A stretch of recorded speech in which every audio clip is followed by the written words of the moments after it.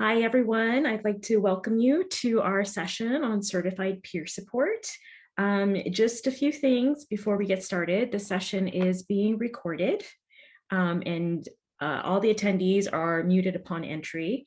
There will be a PowerPoint slide in the Whova platform for download. So if you want that, you can go there and download that later. And questions can be added into the Zoom chat, and we will address the questions at the end of the presentation. So without further ado, we're going to get started. Welcome to this session, which is on 2020 Moms' latest certified peer support research, supporting and training Black mamas and doulas as peer supporters. I'm Cindy Herrick. I'm from 2020 Mom, and I'm the lead in project managing for our peer support. I'm going to turn it over now to Tanya, and then Kay, and then Lisa to introduce themselves. Sure, I'll just be brief at this point and say good afternoon or good morning, wherever you might be, and happy to be here. I'm Tanya Fullwider with the Poem Program at Mental Health America of Ohio.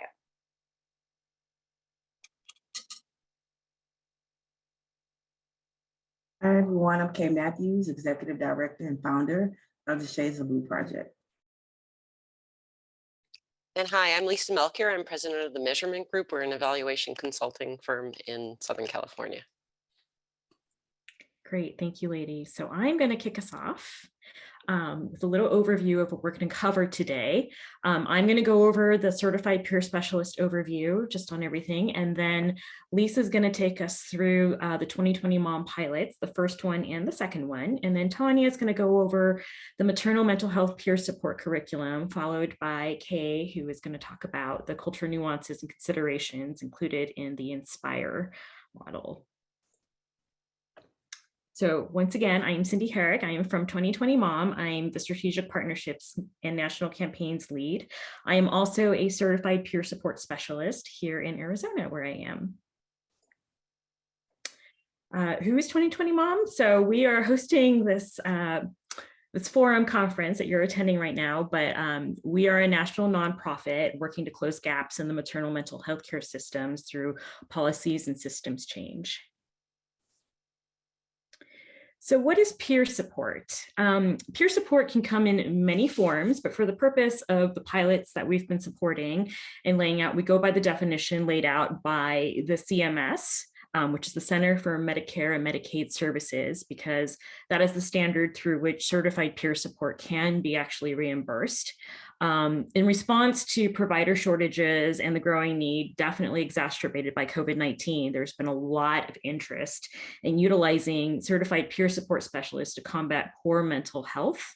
CMS initially cited the efficacy of peer support programs in 2007, defining peer services as an evidence-based mental health model of care, which consists of a qualified peer support provider who assists individuals with their recovery from mental illness.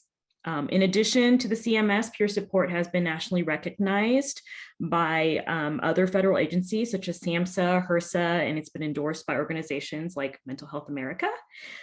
Historically, certified peer specialists have utilized particular populations or community settings, such as for those in substance use disorders or the veteran community and population. However, peer specialists have been found to be effective in reducing anxiety and depression in pregnant and postpartum women as well, making peer support a promising intervention for maternal mental illness. So what is a certified peer support specialist? Peer support providers is defined by CMS, must go through certain training and certification. This varies from state to state. So in Arizona, where I am certified, I went through a 2-week full-time training and then sat for some testing here. And again, it varies from state to state. So that's something that you would need to look into in your state. What do certified peer do? So the specific nuances and tasks of peer support specialists can vary. You know, we've listed a few here, but the overarching goal and purpose of a peer specialist does not waver. Their main goal is to walk along with someone on their path to recovery and to use their own personal experience of recovery to inspire hope for someone in recovery. As I mentioned earlier, we support the use of peer support specialists because it can be reimbursed through Medicaid, not in every state, but in at least 36 states right now. CMS has deemed the use of certified peer specialists reimbursable for these states that choose to incorporate these services into their Medicaid plans. Peers who are certified by the state sanctioned trainings and certification programs are also able to be reimbursed by the state Medicaid program. And generally such peers are hired by organizations that then in turn bill Medicaid. Individuals should technically be able to bill Medicaid too, but we haven't seen that generally. We see that through organizations. Next, that takes us to peer specialists and maternal mental health. Why are the two so wonderfully aligned right now? 2020 Mom has been working to propel the use of certified peer specialists in order to augment well-established behavioral health treatments, professional shortages, to provide those in need with trusted, knowledgeable support, and to provide those with lived experiences, meaningful and needed paid work opportunities, and to also build on the capacity of obstetric providers, which serves as a maternal mental home base, as we call it, or maternal medical home in addressing maternal mental health disorders. And 2020 Mom is incredibly proud to be propelling the training and employment of state certified peer specialists for our pilot programs. And I'm going to turn it over now to Lisa to talk more about these pilot programs. Terrific. Thanks, Cindy. Yeah, so as Cindy mentioned, my group, the measurement group, has been working with 2020 Mom and its collaborators to look at some pilot tests to take this idea of having a specialized peer support training specifically for maternal mental health and seeing how that works, in real settings. Next slide, please. So the first of the two pilot studies happened a couple of years ago, back in 2017 and 2018, through a project funded by the Hope and Grace Initiative. This pilot test did some training with peers in Texas, Arizona. We put out a report in January 2019, and that experience, I think, identified some really good lessons that 2020 Mom has used that helped inform the second pilot study that I'll talk about shortly. But next slide. So really the purpose of this first pilot test was to initially look at how that certified peer support training model could be applied to maternal mental health. It's been used widely in other kinds of settings, but it hadn't up until that point really been used to provide peer support in maternal mental health. And as you can see on this slide, 2020 Mom partnered with Women's Health Innovations of Arizona, Recovery International, via Hope, and it was very collaborative. Next slide, please. So as I said, there were really two components to this initial training. 2020 Mom took that peer support specialist component that RI International had been using in general to train certified peer support workers in recovery, in other settings, and took a 2-week training that was initially an in-person training, and then added on a 5-hour maternal mental health component that had content specifically to addressing maternal mental health. And again, I think it was noteworthy that it was an in-person training at the time. And some of the lessons we learned around that is that was not really the most accessible for moms to be able to participate in that. And this was pre-pandemic.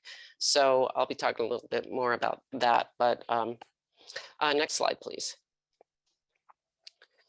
So this slide shows sort of the questions that this initial pilot test study was looking to answer. So we asked the participants, had they used any information from the training in their work? What kind of work were they doing? Was it paid or volunteer? Asking about what kinds of support they were getting to implement what they learned. And in general, what kind of confidence did they have? Did that training give them in terms of being able to provide maternal mental health peer support? We did surveys immediately after the training and then did some follow-up interviews several months after the training. Next slide, please.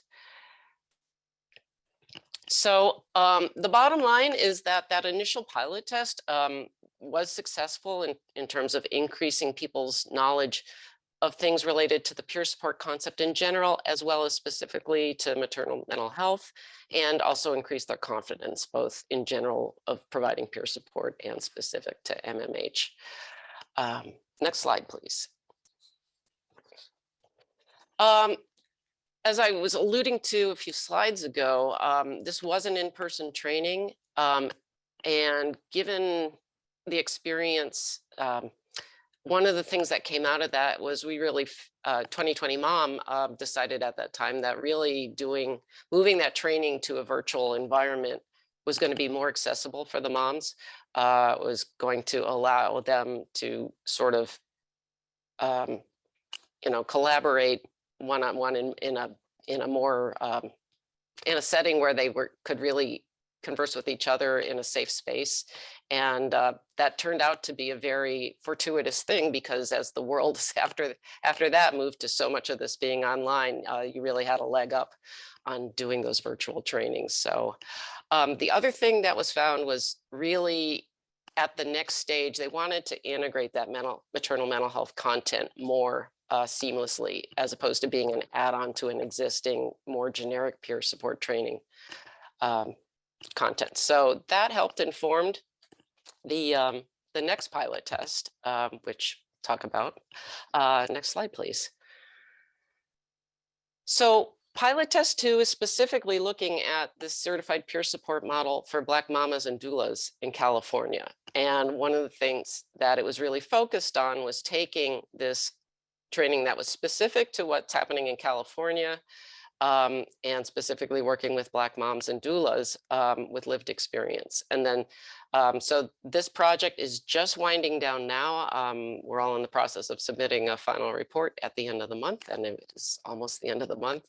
But this work was funded by the Cigna Foundation, again, partnering with 2020 Mom, RI International, Poem, which Tanya will be telling you a little bit more about, and the Shades of Blue project, which Kay will be talking about. So next slide, please. The purpose of this project was, again, to engage, train, and support Black mamas who have suffered with maternal depression or distress as peer support workers in selected California communities, including LA. And the project recruited for and implemented this peer support training for 2 cohorts of Black mothers and doulas. The project was funded back in November 2020, was implemented last year, and was done as a remote training administered by RI, which again had both the general training and the MMH specific training, but it was more integrated than it was in that first pilot test. And then following that training, the people who participated were invited to participate in more mentoring and support from Poem. And Tanya will be talking a little bit about that. Next slide, please. So in terms of the data, there were 30 participants in the 2 cohorts. They were pretty evenly split. We got evaluation surveys from almost everybody who participated. 100% were Black mamas and or doulas. Some people were both. About half of them were working as doulas as well. We had quite a age range, and that was a little bit of a surprise to me. So that was interesting. Also a very diverse group of educational experiences. Most of the women were parenting, a few were not. And that more than 10%, 13% requested some kind of accommodation or something practical to help them succeed. And I think that's something important to know when we're doing programs like this in the future, to make things accessible to people who may need just something little to make it easier for them to do. Next slide, please.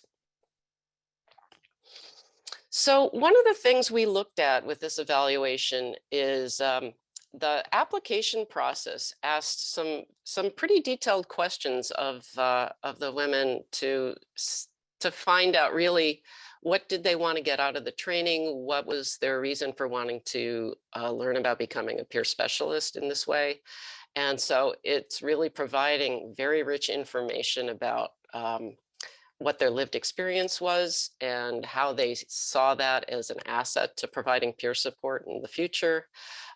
What's their comfort level with sharing their personal stories with other people, and really a lot of strengths. And in our analysis, I think, it's really very heartwarming to see that this can be so strength based, because it's so easy to fall into, saying what were all the issues that people faced and barriers and challenges that they've overcome. But a lot of strengths were identified, both in terms of sort of the work skills, in terms of being able to do peer support work in the workforce, and also personal attributes. So next slide, please. So we've done a qualitative analysis where my team and I went in and looked at all these narrative answers that people gave in these applications, and identified sort of what were some themes in terms of the behavioral health issues that people had experienced, discussions of shame and stigma around maternal mental health issues, a lot of grief, loss, and trauma. And that how all these things, served as motivations for people to become certified peer support specialists. And as I mentioned just moments ago, talked about really there's a lot of strengths identified, and that these are really, great strengths, ability to create a safe space and confidence and emotional intelligence and all of those things, as well as, the hard and soft skills needed to do the work and previous relevant work experience. So next slide, please. So this is a word cloud. This is a rough draft. This is not our final version of it, but this is what we did is took all the themes that came out of that application data, and the color and the boldness and the size of these fonts indicate how big, how much those words were showing up in the data. So, really it comes through as people are really wanting to share their experience to help support other moms, who may be experiencing things like, mental health issues, depression, anxiety, and the like. And I think this just really helps show that it's not just about numbers. And we have numbers too, but we're really trying to massage this information to help tell that story of who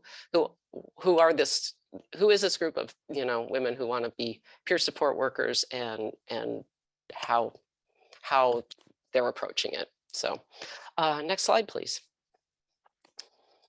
Okay, but as an evaluator, numbers are important too. So we did some surveys after the trainings to get people's feedback about how much they said the training helped them increase their knowledge, confidence, their satisfaction with the training, how relevant was it to working with Black mamas, how culturally appropriate was it, and so on. And both cohorts, gave positive ratings of the quality and effectiveness of the training. So we're very pleased to see that.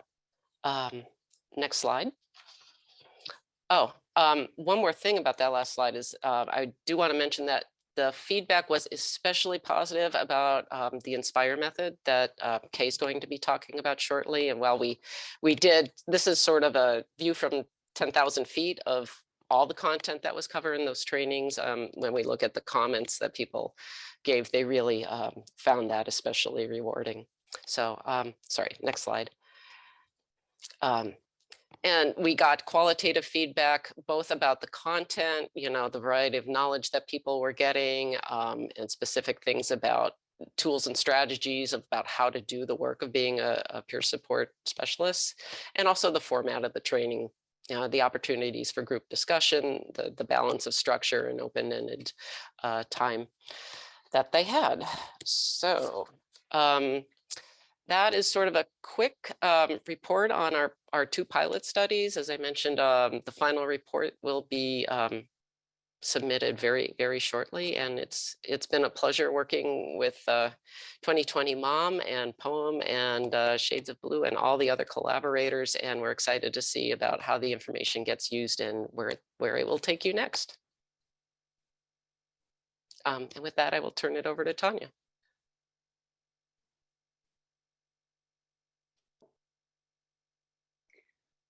Well, thank you, Lisa. And, I could not agree more. It's just such a pleasure and honor to work with this team.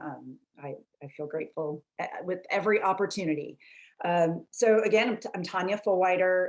My pronouns are she and her. I'm coming to you from Columbus, Ohio.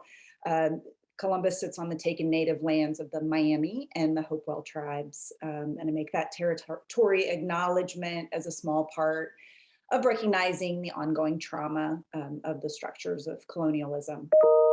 I serve as the Associate Director at Mental Health America of Ohio. We're roughly one of 200 affiliates of Mental Health America. And I also serve as a co-founder and director of Mental Health America of Ohio's POEM, or Perinatal Outreach and Encouragement for Moms program, which, as Lisa mentioned, is one of the partners on this project. Next slide, please.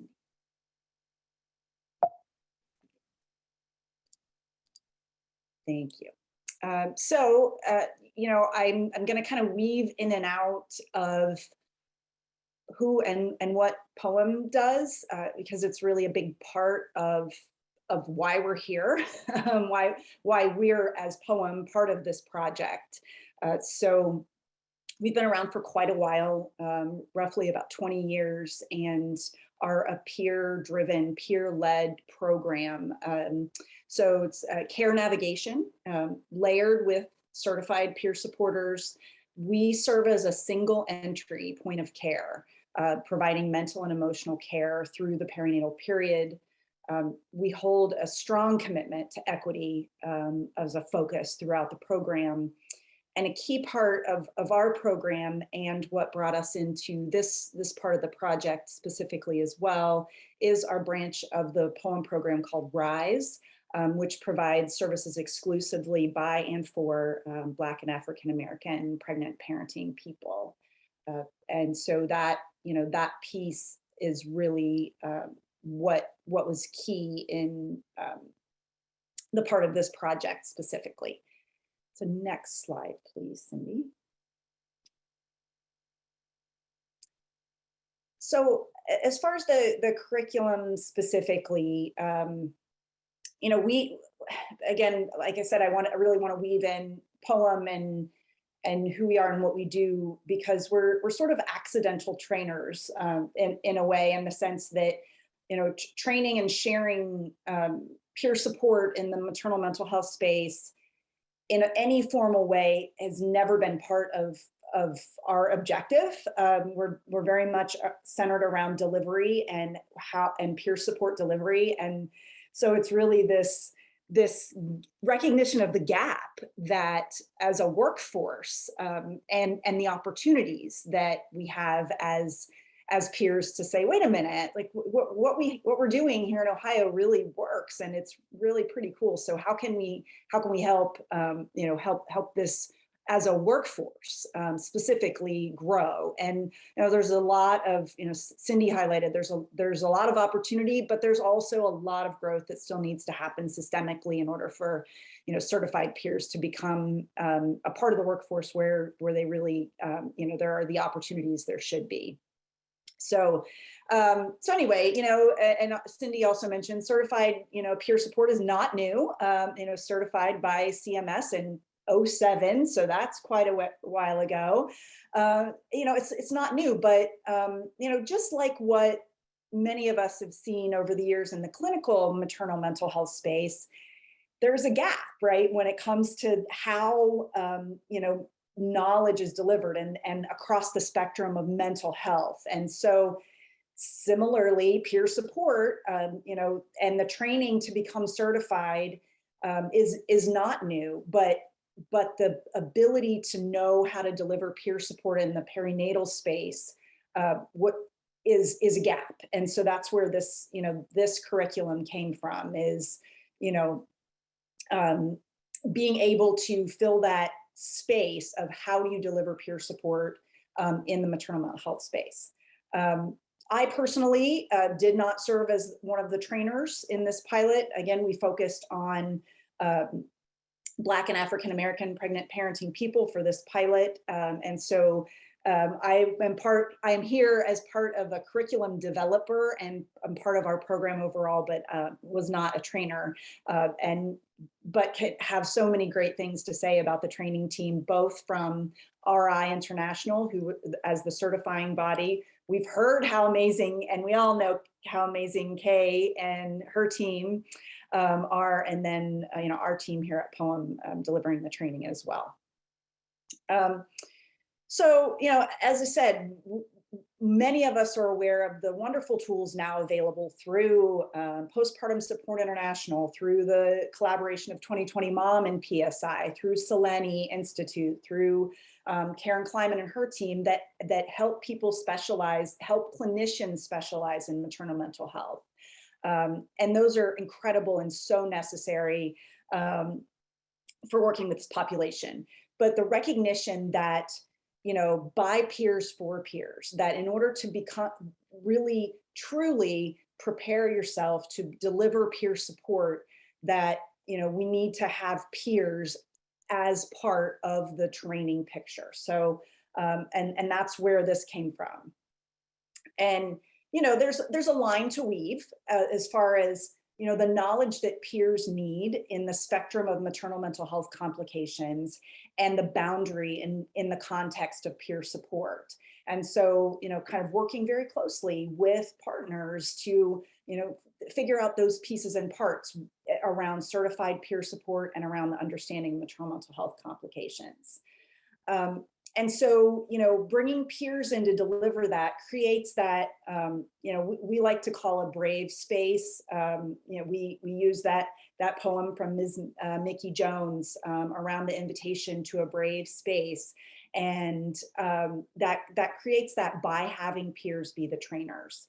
And then, of course, that fourth bullet point around, decisions that affect mothers' lives. Mothers absolutely need to be at the table. And so, that old line, nothing about us without us.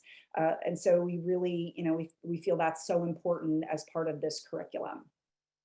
And so again, ultimately, as our work as peer supporters here in Ohio, we've just really seen such incredible outcomes with that delivery. So, the transition into helping others, find a space in their communities to deliver peer support. And we're happy to be a part of that.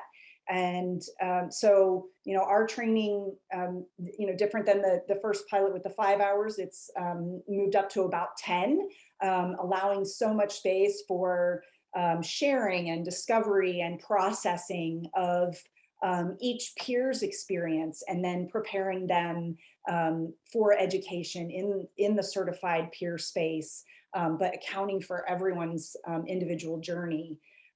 And so, we're to the point we're finalizing that curriculum now. We've brought in partners. We're happy that Postpartum Support International is helping advise on the final curriculum. We've worked with RI International, and then of course the pilots and what our participants have told us is helpful and beneficial in what areas we can continue to improve. So we'll have that, more widely available later this spring. I'm happy to continue to see what that looks like. All right, next slide.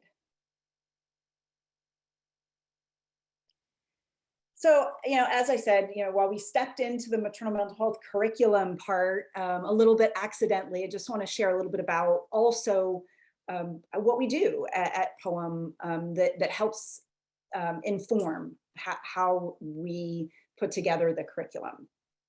So we provide a menu of services, and as I said, we really function as a single entry from frontline providers like community health workers, home visitors, OBGYNs, pediatricians, doulas, those who are talking to pregnant parenting folks, and we serve as that one-stop shop that can offer a menu of different services that are key to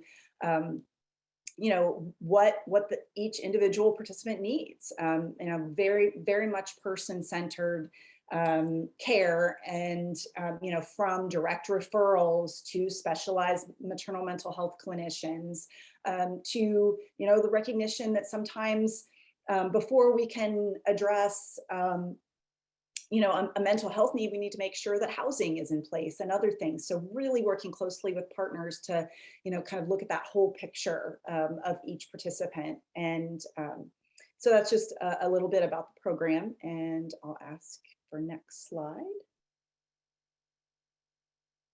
And so I mentioned, you know, and want to make sure to specifically call out our RISE, the branch of poem called RISE, which again is specific for Black pregnant parenting people, a menu of services from connecting to clinicians and using our, you know, our resource directory of clinicians to peer support groups that happen every week. Of course, those are online right now, and we're to the transition point of bringing those back in person, but also recognizing that, like Lisa pointed out with the trainings, that, you know, the online space is really helpful for the perinatal population. So, you know, those will always exist there. And then just peer support and mentorship. So driven by our certified peer supporters, but also having a team of peer mentors to support our RISE mamas as well. Next slide. And so this is just another piece of what our program looks like that we've really fine-tuned over the years. And, you know, that philosophy that screen and refer simply doesn't work. You know, making sure that that every frontline provider is talking about maternal mental health and then connecting that mom, that pregnant or parenting person to a supporter. So that happens directly to us. Outreach happens every time within 24 business hours. We're in contact with our program participants roughly every week until they tell us they're on their way. And then a big part of that collaborative nature is connecting with our providers and our partners. So, you know, it says quarterly here. I think that's really at minimum, but that back and forth outreach with our clinical partners is sort of evidence of why, you know, online directories, why just putting a listing out there doesn't work, because it changes constantly. So it's that constant, you know, collaboration with our partners, the connection to group, the connection to our mentor teams and other volunteers, and then ultimately, again, the outcome of participants receiving the support and care they need to recover in whatever way that looks like for them. Next slide. And so this just shows our own program outcomes. So on the left-hand side, our participants, and what we see is roughly about 80% at any given time. We know that we can verify that they have connected to the treatment or care that they deem to be integral to their recovery. Where, you know, what we know is that more often than not, if screening and referral alone happen, that simply, you know, most of the time, care entry just doesn't happen. So just really that piece of how, you know, how the peer support element can drive outcomes is just so important to us. And, you know, our outcomes kind of demonstrate that efficacy. So I am very happy to wrap up and very honored to turn the mic over to Kay Matthews, Executive Director and Founder, Shades of Blue. Thank you. Thank you so much, Tanya. I appreciate that. Great intro. Next slide, Cindy. And so a little bit about the Shades of Blue project. Of course, we're dedicated to helping women of color before, during, and after childbirth. We offer community resources, mental health advocacy, treatment, and support. We truly believe that, one, we must acknowledge everyone who walks through our doors, meaning that we see you. And then we respect you. We respect where you are, what you're going through, what your situation may be. And then most of all, we support you. How can we support you? What do you need? And also, what do you want? How can we make that possible to change your situation? A couple of the services that we really focus on here is, one, we have a maternal and mental health resource center. So we try to offer all of our support under one roof. We talk about barriers a lot, transportation, things like that. So we try to really work really hard to reduce those kind of things by offering all of our services in-house and then really collaborating with others who are willing to come under our roof and offer their services just to make it a lot easier for our clients to be able to manage. Of course, we offer social support services. We not only offer them here in Texas, but we service 14 other states with basic needs like diapers, wipes, clothing, things that moms or birthing individuals are worried about first before they're able to even focus on anything that is related to their mental health. So we try to meet those needs as well. And then maternal mental health care coordination services, whether that's in-house or through a collaborative partnership, we do those as well. And then of course, our referral network, meaning that we work with hospitals, clinics, doctors' offices, just the whole network of healthcare services and systems to better serve and assist our clients. And then of course, we do the professional and peer-to-peer support group trainings, which is how I became a part of this pilot. Next slide. And so what is the Inspire method and like kind of what is the background of it? So one, it's created to break cultural barriers that exist in maternal mental health. So my role in this pilot project was to one, introduce this method in a way that one, the Inspire method can be tailored to whoever is in the room. What it specifically touches on is the cultural barriers that women of color go through. It's about being able to navigate our personal experiences and then turning our experiences into words and actions to help others, right? Of course, Inspire is an acronym. The goal in creating this was, what can you do on a daily basis? Learn to inspire yourself. And so when I came up with that one word, I was like, and then what? So I'm going to inspire myself. But how am I going to do that? The first step is to involve others, asking for help, which is oftentimes the hardest thing to do when you're struggling, is to ask for help. So talking through what that looks like and what that feels like. And let me say off the top is, when you are taking the Inspire Method training, the initial goal for us is for you to learn to use this for yourself before you can use it with someone else. So you have to believe in it. You have to follow it yourself, because it just makes it a lot better for implementation. So once we talk through what involving others looks like, of course, we talk about nourishment and exercise. It's not always about a diet. It sometimes just really comes down to, what are you eating? How much are you eating? You know, that talking through what nutrition is when we talk about nutrition. And then exercise, we relate to exercise as movement. How many times are you getting up and walking around? Or are you just sitting down all day long? Like, what does movement look like? That's what we consider to be exercise.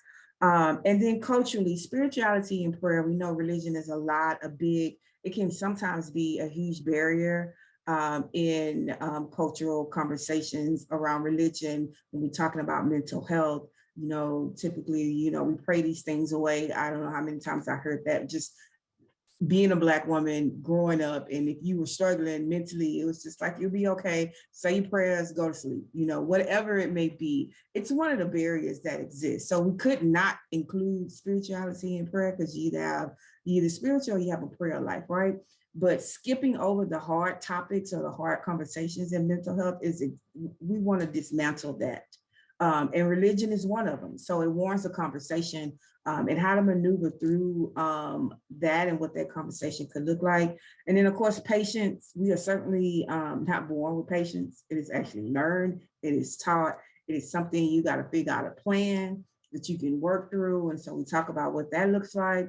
And a lot of times in the process, people will tell you, you need to change or something needs to change. But if you don't identify what needs to change, nothing's going to change, right? So we first implement identifying what actually needs to change before we can go through the process of getting into the change piece of it. That takes a little while, right? So you gotta, it requires this like strategy. It's like you're mapping out some things. Doesn't mean it's gonna go completely according to plan, but by the time we get to E, you'll understand why I say that. Rest and relaxation. It's really about reclaiming our time from others and things, learning to take a break. When your body has signaled to you that you are tired, be tired, and then step away from some things. What does relaxation look like? And often it does not look like running on the beach. I mean, let's be real. So rest and relaxation, learning what that looks like, learning to take those breaks, going back to when we were kids and we fought taking a nap. As adults, we live for those naps. So activating the naps back into your everyday. And then each day is a new day to start again. So if it is something within this method that just doesn't work, like if all I did was wake up, each day is a new day to start again, right? So then tomorrow, if I wake up, I can go back and maybe I didn't eat healthy today, or I didn't do a much movement. I just came in my office, sat around all day. That's going to start, the more you do this, it's going to start to click, right? And those changes will start to happen naturally. And then it just becomes of your everyday. And so then when you're talking through your clients, you're better able to take either some, you know, you're going to get up to all, but some of these things you're able to pinpoint and pull out and be able to implement with your interaction. But this is all culturally related. So depending on the support group that you're in and who's in that room, this thing can be changed. That's the glory of it. One of the biggest things of why I created the Inspire Method is because my birthing outcome or my birthing experience was different from everyone else. And all of these support groups were not inclusive of the type of birth outcome that I experienced, right? And I just felt like, even though I could not identify with those folks in the room, but it was a support group. And I felt like somebody should have kind of tweaked some things to make me feel, or not just push me over to grief because of my birth outcome resulted in loss. And I just knew it could be done. I didn't feel like we should all just be separated. We did have a common thread that we were mothers, but when you experience loss, it's not often looked at it that way. And so instead of just pinpointing, you know, one incident, I just said birth outcomes, birthing experiences. How can we be more inclusive in all of that? And so that's another reason why we included the Inspire Method, just to address a lot of things that really happen in the maternal mental health field. You can go to the next slide, Cindy. And so here are a few of the goals that we really focus on. One is definitely breaking the maternal mental health depression cycle. This method, what we have learned and found is one, the increased coping skills and distress tolerance, meaning learning to deal with issues effectively. Instead of when I'm struggling, I shut down, I don't want nobody to talk to me, I don't want to hear anything, all of those things. This is learning, helping you to learn to deal with those issues effectively. The willingness to seek counseling, because this method may trigger something in you, right? Where you realize, you know what, I actually may need a little bit more, but understanding what counseling offers, and it's not the taboo when we think about that you're going to counseling, you're weak, all of the nays, right? But what about the positives? So understanding how effective counseling services can be during maternal mental health complications is one of our outcomes. And then decrease stigma around maternal mental health as a whole, and that is not normal if you're struggling, and that it's okay if you ask for help or you need a little bit more than what folks are giving you. So understanding that stigma is a barrier that comes from the lack of understanding and has no bearings on who you are or who you hope are working towards to be by seeking treatment. I mean, it doesn't make me any less than K if I decide that I want to see a counselor, right? This is K taking control of K's well-being, mental health, physically, all of the things, and stepping up for myself, and I shouldn't be shamed in doing so. So these are some of the 3 top things that we've seen effectiveness around the Inspire Method. Next slide. And when I opened up, I really touched on a little bit about this is the successful implementation of the Inspire Method. It is so often when folks are coming to you for help, they're already struggling, right? The last thing they want to feel like is that you don't see them. That acknowledgement on a higher level is truly what is needed. I see you. It's just as simple as that. It's like, no, you're not just another number. No, I'm not going to just sit here and see you struggling and not help you. So that acknowledgement is key to just being simply, I see you. Just reminding yourself, like, I see you. And then again, respect. Just because I'm struggling, it doesn't make me less of a person. It doesn't make me need less. I probably need more. But the very thing I need to do is to feel like a person. So being respected and then supported. So often in social support services, we are just giving people the checklist. It's like, you came here for this. Okay, we're going to give you what you need and that's it. Not really what you want. And I'm not saying somebody can walk into our office and say, okay, well, we need $1,200 for this. That would be a no, right?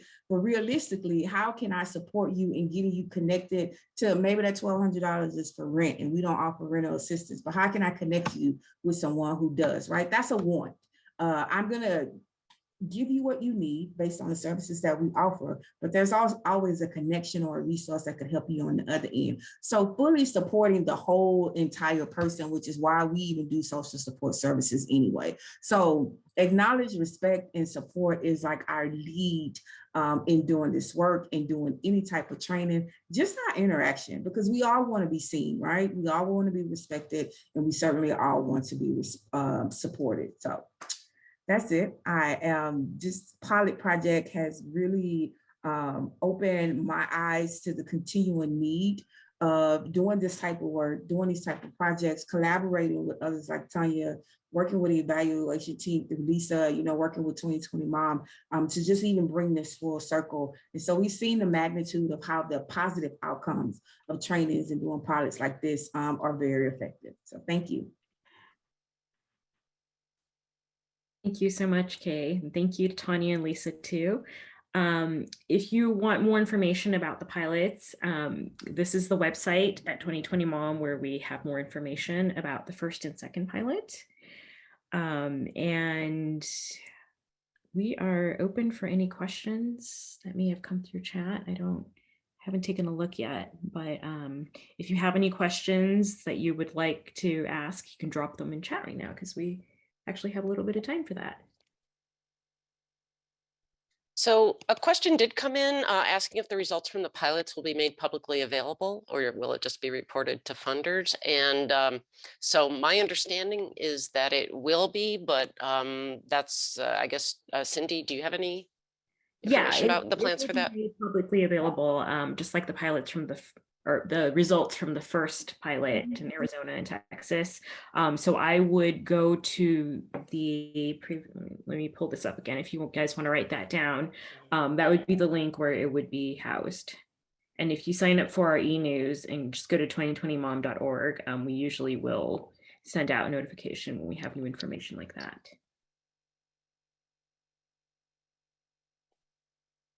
There. And Dr. Jessica Galton is asking, can you bill private insurers for CPS support? Not currently. If you, again, go to that site, we have some information about billing CMS for that, but currently the closest we've gotten, I believe, is that Aetna has started reimbursing for certified peer support, but it's not the way that we would like to see it so far. I mean, it's a step in the right direction. They are contracted, I believe, with one contractor who provides peer specialists, but it's not like an open thing where you can go to different organizations and bill private insurance. We're hoping it'll go that direction, but we're not there yet. Yeah, and I'll just add on, Cindy, that there's a current bill called the PEERS Act, PEERS.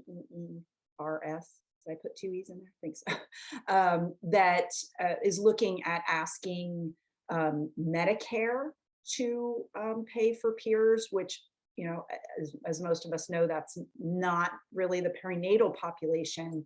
But the point of that is a lot of times, if you're familiar with systems, if Medicare begins to cover, there goes other systems as well. So encourage folks to chat with their policymakers about the PEERS Act, which is sitting in the House. So just wanted to add that. And there are a bunch of questions. I will take a couple of these. One is, how are peers incentivized to complete the training and then provide peer support? So, the training was provided at no charge, and peers were incentivized to, through a variety of ways, reimbursement for childcare during the training was available. So payment for that, as well as gift card incentives for completing mentoring sessions that followed. So for the pilots specifically, and as far as providing peer support, there were mentoring sessions that happened, support that followed the close of both pilots. And then I know Cindy, 2020 Mom did set up, a group for peer supporters to be able to connect. So there are ample opportunities as far as the support for the utilization of the skills, the support for, questions and concerns around the delivery of peer support. Now as far as like building the system for well-paid, or should I say appropriately well-paid opportunities for peers to gain employment, that continues to be a huge thing that, are lots of systems involved.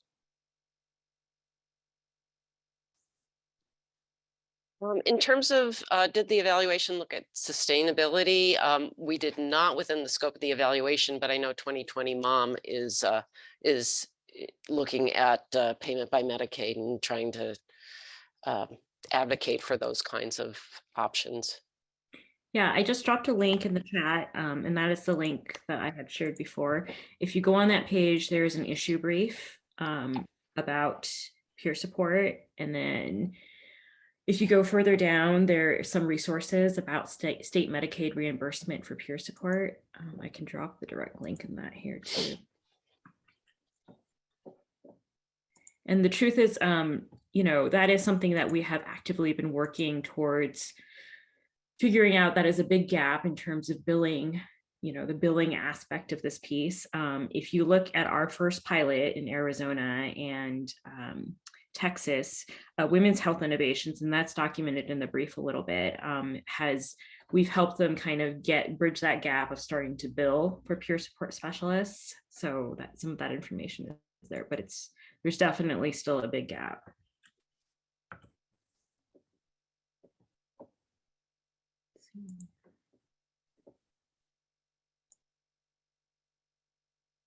I see a question from Jennifer Duval, and Jennifer, I'm not sure I fully understand the question. So maybe one of the other panelists understands better than me.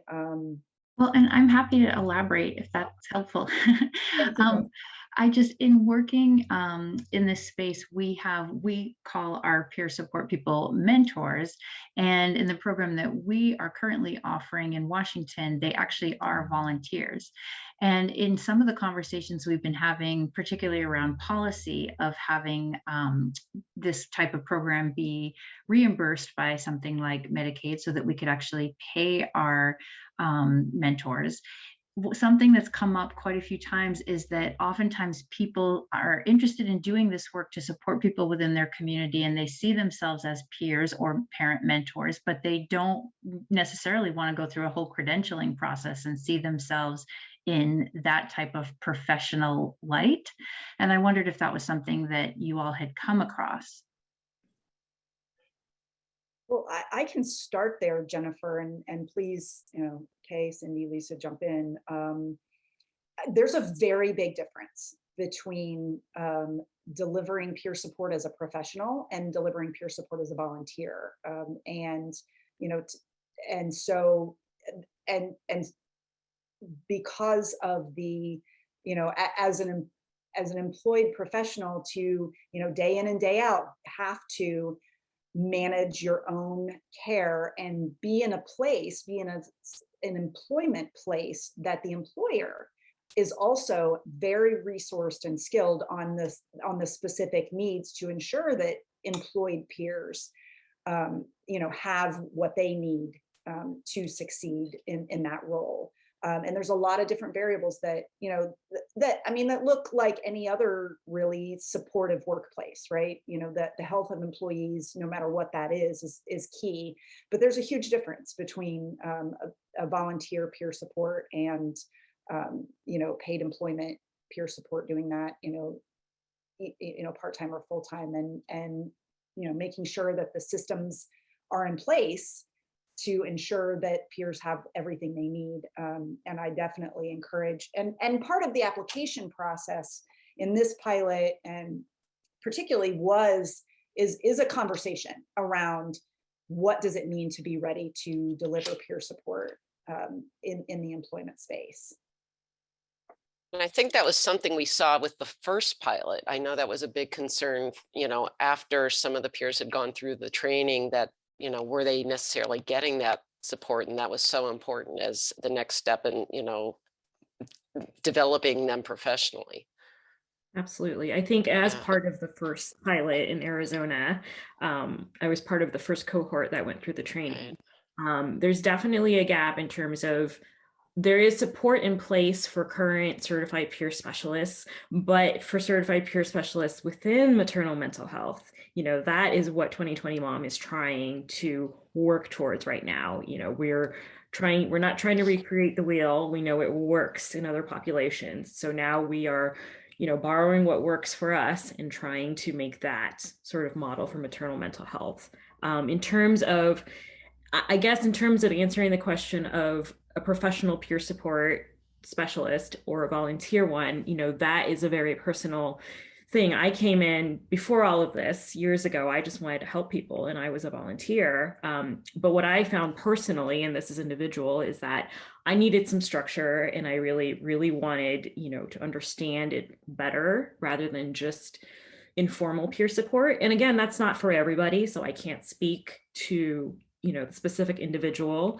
So they need to kind of make that decision themselves if this is the path they want to go down. And informal peer support has a wonderful place in the system too. So I personally think that's a very personal decision before you jump into peer support, either professional or volunteer. And I'm going to take the next question. To explore development of models in other states, do you recommend connecting with agencies already providing peer support or going directly to Medicaid? So on the link that I had shared before to 2020 Mom, if you're looking to offer clinical services and you're kind of contracted with your state, or if you're not contracted with your state, then you need to become a clinical and community entity that bills Medicaid services by contacting your state Medicaid agency. And then you need to find out who your state certifying body training is. And you can do that by either finding your state Medicaid director or you find your state mental health commissioner. And then you need to contact the training agency. And so we actually list this out on that link that I had provided previously. If you scroll down a little bit, we have all the resources there. And then I think someone said, how can someone receive this training in MMH? Tanya, I think we're looking to partner up to offer something here soon. So I'll let Tanya take that. Yeah, absolutely. Thanks, Cindy. So the curriculum will be finalized later this spring. Once we finalize the pilot report, and so we're working with the partners who are reviewing the curriculum, and that will be finalized later this spring. And I know, we're working on a June training date for a publicly available training. And then beyond that, that's sort of potentially pilot 3, or really looking at what does the structure look like to roll it out in a wider basis. So that's kind of ongoing. And then the Inspire method, you already do the Inspire method. So we have several training classes available. You can definitely visit our website if you're interested in just doing the Inspire method.